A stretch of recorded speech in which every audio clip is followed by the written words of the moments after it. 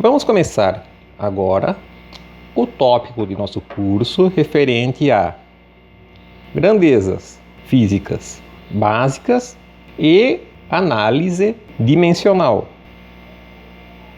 Começaremos falando neste vídeo de grandezas fundamentais. Bom, para fazermos ciência e analisarmos a natureza, nós necessitamos fazer medidas,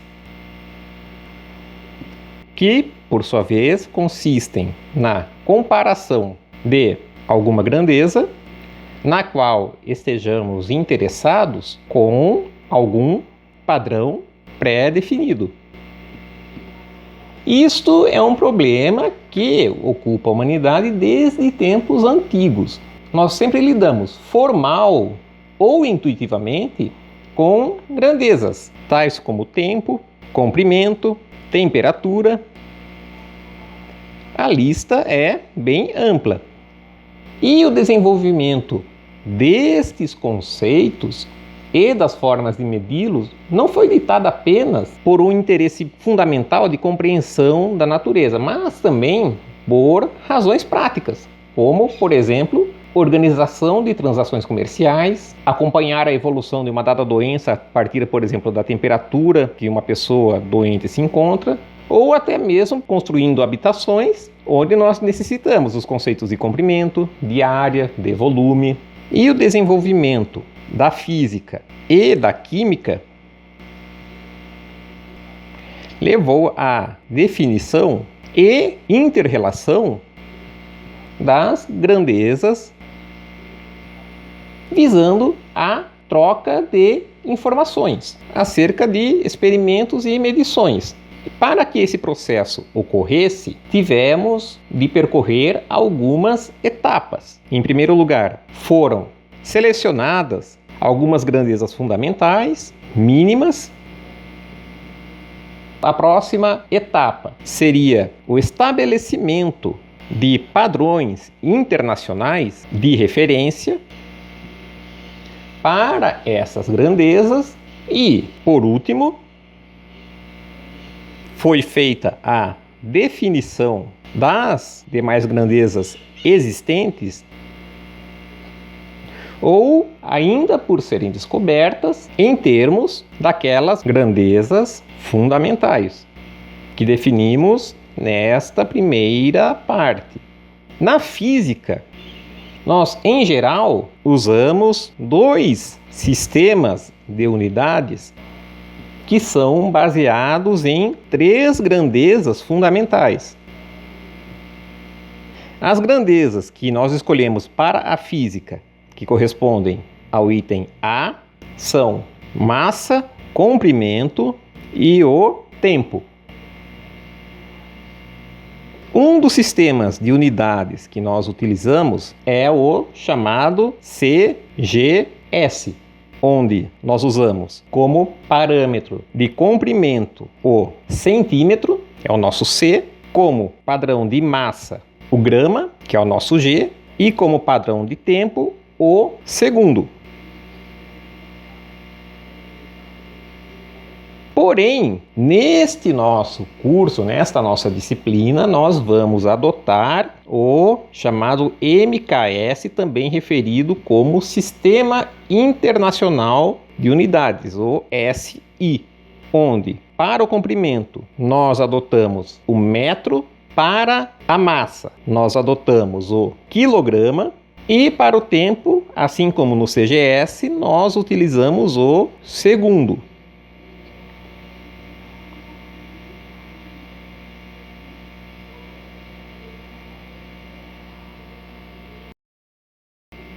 Com a escolha das grandezas fundamentais nos dois sistemas de unidades, como sendo comprimento, massa e tempo, nós podemos definir as demais grandezas em termos destas. Por um exemplo, a velocidade corresponde à razão entre comprimento e tempo. O momentum linear corresponde ao produto da massa pela velocidade. E a aceleração corresponde à razão entre velocidade e tempo. E a energia corresponde ao produto de massa por aceleração por comprimento. Então, uma vez escolhidas as grandezas fundamentais, nós precisamos escolher padrões para cada uma, para que nós possamos trocar informações de forma inteligível, mais universal possível. Então, as definições das grandezas fundamentais devem ser acessíveis, fáceis de reproduzir, invariantes, ou seja, elas não podem depender do local ou da época do ano. A partir do momento que eu estabeleço um padrão para o comprimento, eu não posso ter esse padrão mudando de acordo com a estação. E, dentro do possível, esse padrão deve corresponder à escala humana, algo sobre o qual nós possamos estabelecer algum tipo de intuição. Não haveria muita utilidade se nós definíssemos a unidade de massa como se fosse a massa da Lua, por exemplo. Como que nós vamos medir facilmente a massa da Lua? Ou então, se estabelecêssemos como unidade básica de comprimento o diâmetro da galáxia. E essas são as 3 características que as definições das nossas grandezas fundamentais devem obedecer. Então vamos falar a seguir brevemente sobre cada padrão adotado. Essas definições, evidentemente, evoluíram conforme a tecnologia avançou. Vamos aqui falar primeiro do metro, que é uma unidade fundamental de comprimento, e nós temos que ela está na escala humana. Tipicamente, uma pessoa possui entre 1,5 metro e 2 metros de altura. Então nós temos aqui um padrão que é acessível para nós. A primeira definição de metro ocorreu em 1792 na França. E eles definiram o metro da seguinte forma: seria a distância entre o Polo Norte e o Equador. Quando falamos no Equador, falamos no paralelo. Não estamos nos referindo ao país. E dividiram essa distância por 10 milhões. A curvatura da Terra já era conhecida desde os tempos antigos. Eratóstenes mediu o comprimento aproximado da circunferência da Terra de uma forma muito precisa séculos antes de Cristo. Com o avanço das grandes navegações, essa distância entre o Polo Norte e o Equador já era razoavelmente estabelecida. Vamos representar aqui o nosso planeta. Vou estabelecer aqui o eixo de rotação da Terra. Ela está girando neste sentido. Então, este é o sentido norte-sul. Vamos considerar um plano seccionando seu centro, que define o Equador, que é a nossa referência para medir distâncias angulares até os polos. Então foi tomada a distância do Polo Norte, que eu vou chamar aqui de S, e definiram desta forma o metro. Conhecida a distância, ela foi marcada em um padrão. Tomaram uma barra sólida de uma liga de platina com irídio. A platina é um metal extremamente raro. O irídio possui algumas aplicações cotidianas. Uma delas é exatamente a ponta de canetas tinteiro. E nesta barra fizeram 2 marcas de referência. E este foi considerado, então, o padrão do metro. Cópias dessa barra, então, eram feitas e distribuídas ao redor do mundo quando necessário. Assim, várias nações poderiam trocar informações a respeito de comprimento, tendo como padrão essa unidade pré-definida, o metro. Essa definição sofreu evoluções, afinal de contas, se nós temos uma barra de um material, provavelmente eles pensaram nesta liga de platina e irídio com base na dureza, para que ninguém pudesse comprimir ou esticar o metro conforme a sua conveniência e alterar os registros, e também para suportar variações ambientes de temperatura, para que ela dilatasse o mínimo, de forma a alterar o mínimo possível a distância entre as duas marcas. Porém, entre 1983 e 2016, o metro passou a ser definido de uma forma bem elaborada, porém mais precisa e invariante. Ele corresponde à distância percorrida no vácuo pela luz em um intervalo de tempo muito pequeno. 1/299.792.458 avos de segundo. Nota-se que nós precisamos de uma grande tecnologia, de uma física extremamente elaborada, equipamentos muito precisos para fazer uma determinação indireta agora do nosso padrão do metro. Embora ele seja mais difícil de ser verificado do que duas marcas em uma barra de platina, ele está lidando com constantes da natureza. A velocidade da luz no vácuo é uma constante da natureza, então ele é imutável. Vamos falar agora sobre a grandeza referente ao tempo, que é o segundo. O tempo entre as batidas cardíacas pode ser medido em frações ou múltiplos de segundo. Também o tempo entre uma inspiração e a subsequente expiração.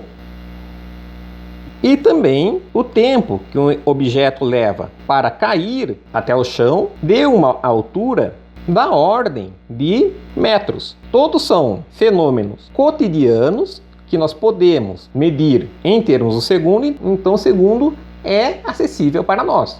Qualquer fenômeno periódico pode ser usado para estabelecer a unidade de tempo.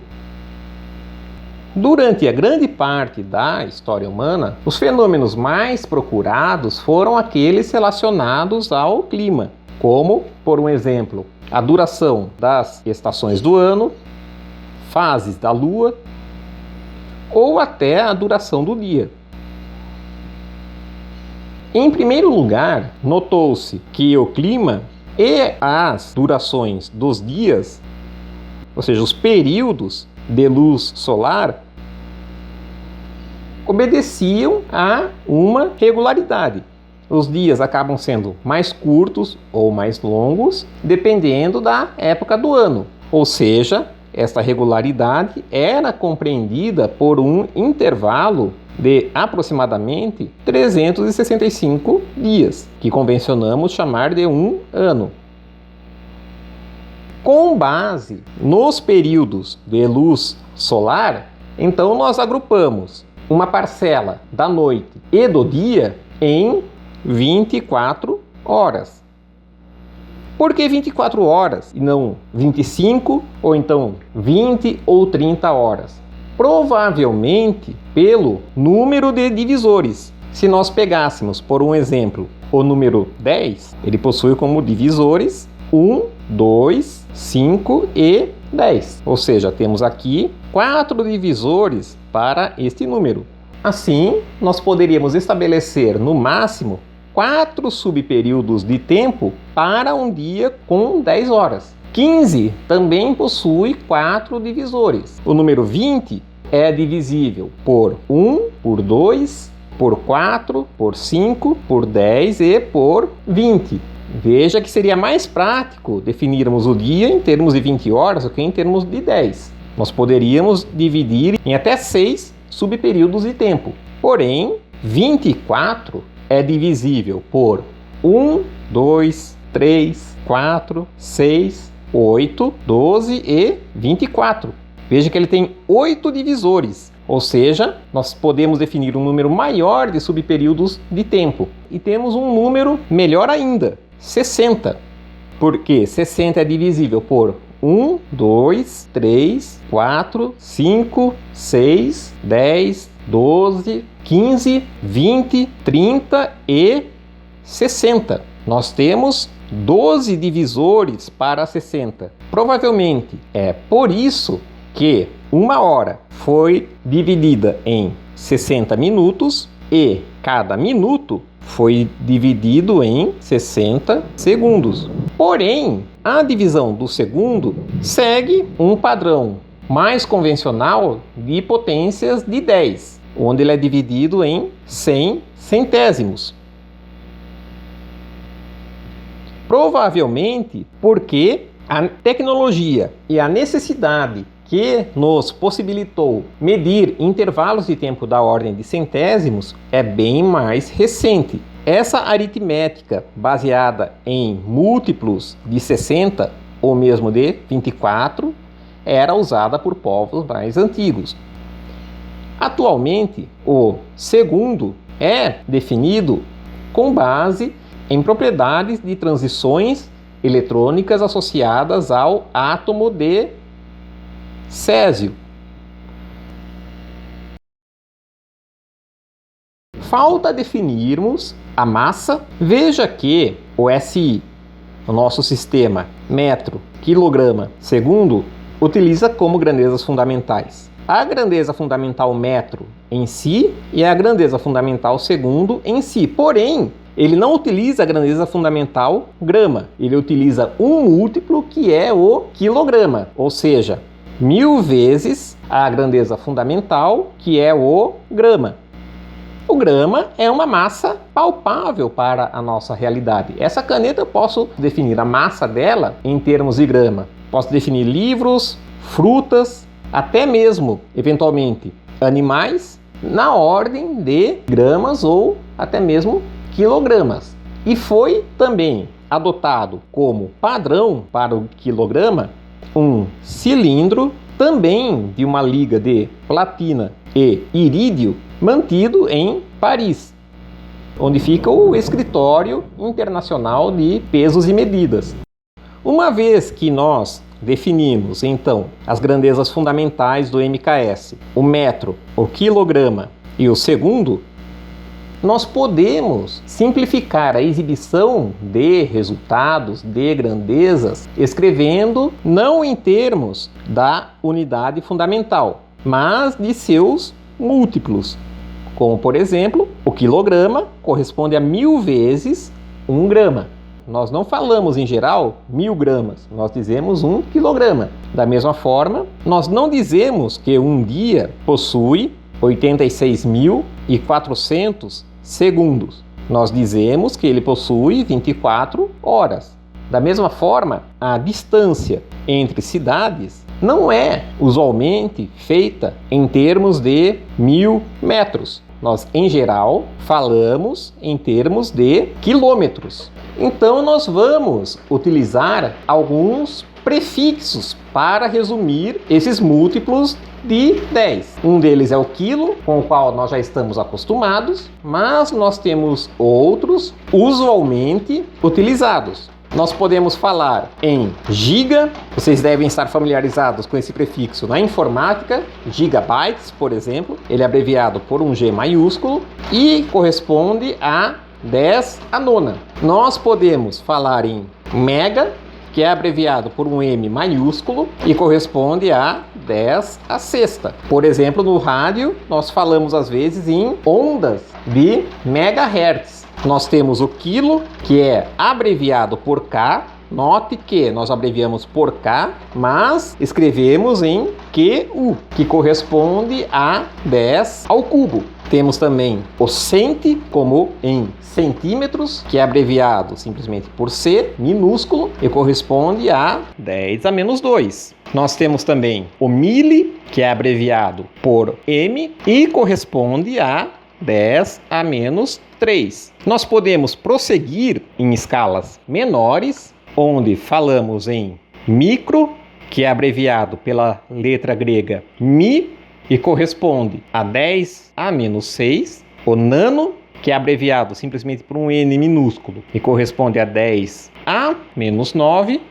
E vamos parar no pico, que é abreviado por p minúsculo, e corresponde a 10 a menos 12.